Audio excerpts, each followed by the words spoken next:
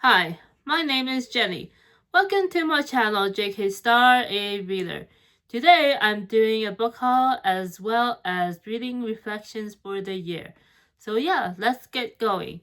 The first book I have to show you is The Color Purple by Alice Walker.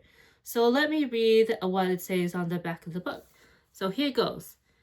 A powerful cultural touchstone of modern American literature, The Color Purple depicts the lives of Black women in early 20th century rural Georgia.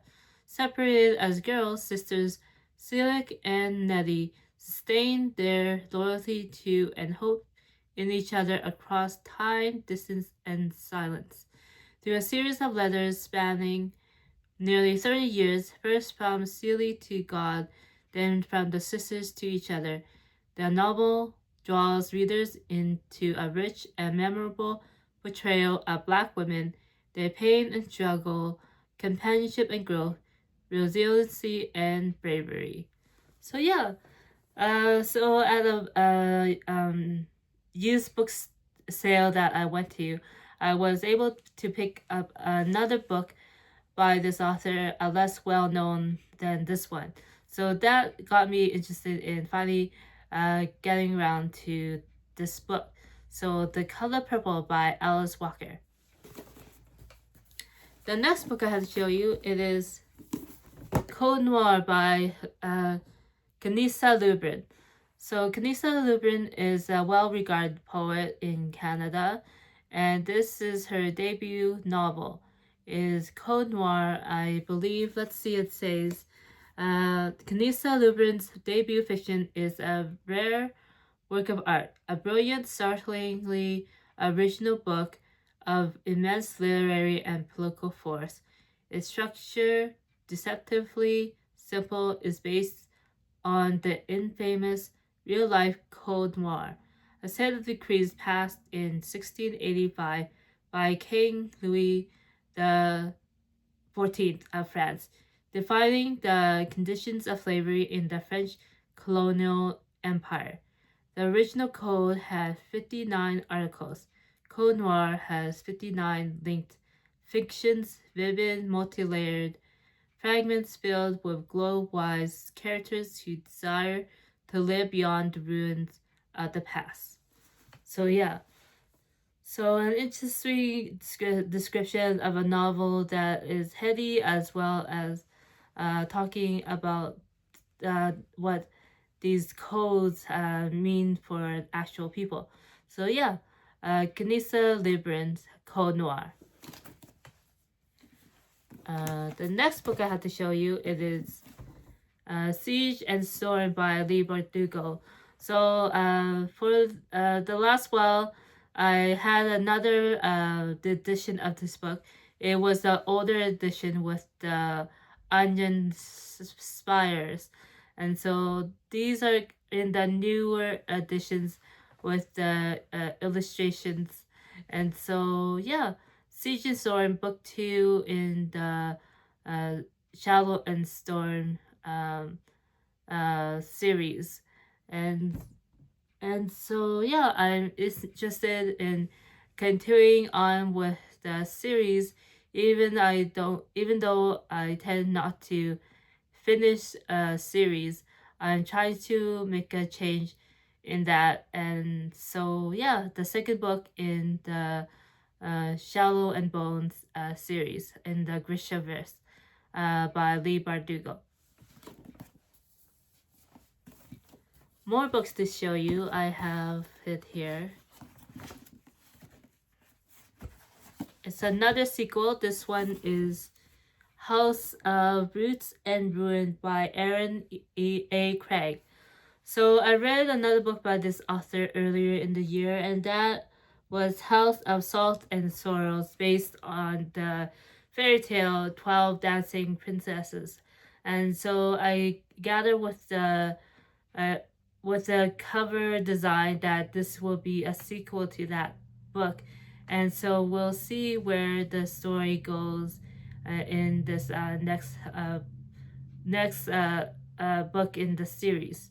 So yeah, Aaron A. Craig, House of Roots and House and Roots and Ruin. More books to show you. I have this one, which is Blood of Hercules by Jasmine Mas. So as the Olympics get closer, and that will take place in February for the Winter Olympics that are coming up, I am becoming more interested in reading Greek mythology retellings, and so this is a new one that I have acquired to add to the collection that I have. So, Blood of Hercules, which is, I guess, is a gender flipped Hercules. Uh, so differs from the mythology, but still with familiar names and of gods that are involved in this tale. So yeah, Blood of Hercules by Jasmine Mas. And more books to show you. This one is Best Offer Wins by Marissa Cascino. So I started the year with a thriller at the very start of 2025, and I thought it'd be good to be keeping up with new thrillers as they are released. And so this is Best Offer Wins by Marissa Cascino. And it says, 18 months and 11 lost bidding wars into house hunting in the overheated Washington, D.C. suburbs. 37-year-old publicist Margot Miyake gets a tip about the perfect house in the perfect neighborhood slated to come up for sale in 1 month. Desperate to escape the cramped apartment she shares with her husband, Ian, and in turn get their marriage, plan to have a baby, and whole life on track, Margot becomes obsessed with buying the house. So yeah, Real Estate in Washington, D.C., a thriller by Marissa Cascino, who has worked in real estate. So yeah. And one more book to show you in this haul. This one is Flesh by David Slay. Sorry, I pronounced that name probably incorrectly. So, yeah, this is the book that won the Booker Prize recently, and I thought I see for myself the what the praise and the what how what made the jurors in the award choose this book. So yeah, Flesh by David Slay. So yeah, 2025, I set out to read 50 books. I made it to 40. While I made a list of books at the beginning of year to tackle as my reading goals, I pretty much ignored that list once I made it. And so my year of reading, there has been a lot of thrillers, mystery thriller books, as well as fairy tale retellings. And so yeah, not quite reaching my 50 book goal for the year, but I plan to make that as my goal for 2026. I don't have really any definite goals lately, but I do want to read more classics. I have put 6 classics in my uh, TBR for 2026. So hopefully I'll be able to read one every 2 months. So there's Les Miserables, there's Crime and Punishment, Moby Dick. I think there was another one. That's uh, hmm. Uh, uh, oh yeah.